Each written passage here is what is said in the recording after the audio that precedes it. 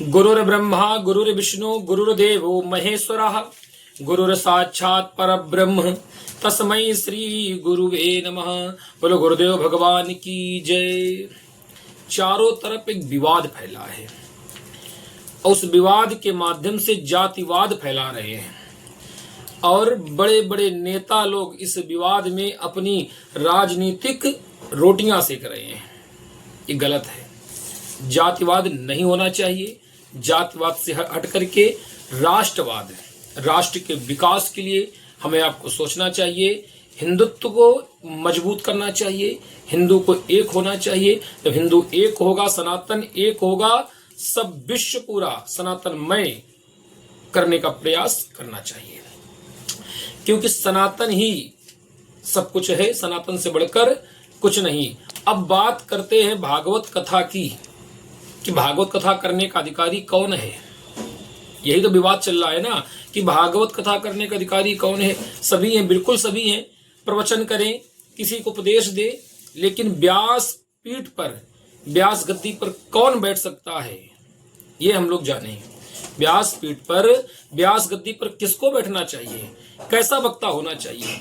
अगर सभी लोग व्यास पीठ पर बैठ सकते हैं ना, अगर सभी लोग व्यास पीठ पर बैठ सकते हैं तो राजा परीक्षित को कोई भी कथा सुना देता। सुखदेव मुनि की आवश्यकता नहीं थी। राजा परीक्षित को कोई भी भागवत जी की कथा सुना देता। सुखदेव जी की आवश्यकता नहीं थी। सुखदेव जी ने कथा क्यों सुनाई? श्रीमद् भागवत कथा के लिए व्यक्ति में तप होना चाहिए, ज्ञान होना चाहिए, नियम होने चाहिए। ऐसे कथा नहीं हो जाती है।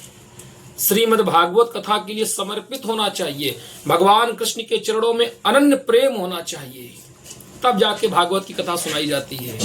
ऐसे नहीं जो चाहे वो कथा सुनाने लगे। कथा कोई साधारण चीज नहीं है। एक नियम है, एक अनुष्ठान है, एक संकल्प है, एक विधान है। और उस नियम, उस अनुष्ठान, उस विधान को उस तरीके से करना पड़ेगा, तभी जाकर कल्याण होगा। और अगर उस नियम, उस विधान को, उस अनुष्ठान को तरीके से नहीं किया जाएगा, ऐसे जो चाहे वो चिल्लाए वो करे, तो स्वयं को नष्ट कर लेगा और दूसरे को भी नष्ट करेगा। क्योंकि जो जैसा करेगा वैसा जरूर भरेगा। ये अगर सत्य है तो सत्य है। इसलिए अपने कर्म अच्छे रखने चाहिए। अब श्रीमद् भागवत महापुराण की कथा सुखदेव जी ने ही सुनाई। वहां पर तो बहुत सारे ऋषि बैठे थे। अत्रि, वशिष्ठ, परशुराम, परम विद्वान संत महात्मा ऋषि वहां पर थे। किसी ने भागवत जी की कथा क्यों नहीं सुनाई? कोई खेल नहीं है। जिसको मन में आया वही कथा करने लगा है। एक दूसरे का सम्मान करना चाहिए। कथा योग्यता की कथा है, ज्ञान की कथा है, समर्पित भाव की कथा है, समर्पण की कथा है, भगवान कृष्ण की कथा है। भगवान कृष्ण यादव थे, हल्ला काट दिया। यदुवंशी थे, यदु के कुल में भगवान का अवतार हुआ। राजा ययाति क्षत्रिय थे।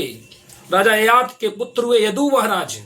यदु महाराज के ही वंश परंपरा में वसुदेव जी का जन्म हुआ और वसुदेव जी के यहाँ पर माता देवकी के गर्भ से कारागार में भगवान श्री कृष्ण ने अवतार धारण किया था। भगवान कभी गर्भ में प्रवेश नहीं करते हैं, अवतरणिका के माध्यम से अवतार लेते हैं। और अगर तुम भागवत कथा को मानते हो, भागवत महापुराण को मानते हो, तो भागवत महापुराण में क्या लिखा है उस श्लोकों को भी मानना चाहिए। वह हम आपको दिखा रहे हैं। क्या दिखा रहे हैं कि क्या श्लोक कहता है, कैसा वक्ता होना चाहिए जो व्यास पीठ पर बैठ सके। प्रवचन करना, उपदेश देना अलग विषय है, लेकिन वक्ता कैसा होना चाहिए जो व्यास पीठ का अधिकारी है, वह श्रीमद् भागवत महापुराण स्वयं कह रही है, कोई और नहीं कह रहा है। आइए हम आपको दिखाते हैं। विरक्तो वैष्णवो विप्रो वेद शास्त्र विशुद्ध कृत अदृष्टान्त कुशलो धीरो वक्त्या कार्योति निष्प्रह।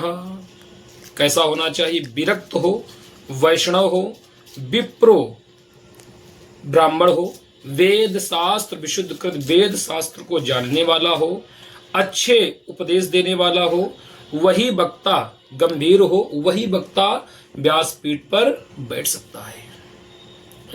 ऐसा नहीं कि जो चाहे वो व्यासपीठ पर बैठ जाए, संकल्प ले ले, अनुष्ठान करने लगे। ये पितरों के कल्याण के लिए भागवत जी की कथा होती है, समाज के कल्याण के लिए भागवत जी की कथा होती है। ब्राह्मण जातिवाद नहीं फैला रहे हैं, बात जात की नहीं है, बात है कि कौन किस स्थान पर बैठ सकता है।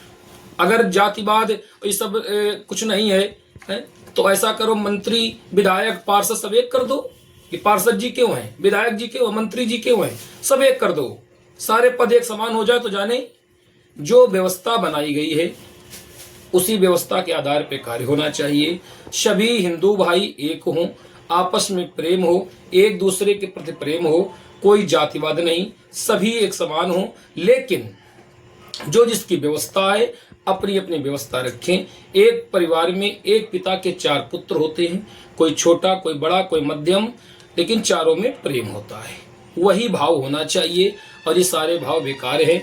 और जो इटावा में हुआ वो दोनों पक्ष से गलती है, दोनों पक्षों को अपनी अपनी सुधार करनी चाहिए, ना कि पूरे राष्ट्र में, पूरे देश में, पूरे प्रदेश में ये फालतू का विवाद होना चाहिए। जिसे देखो वही उपदेश दे रहा है, ये सब गलत है, इस पे ध्यान नहीं देना चाहिए।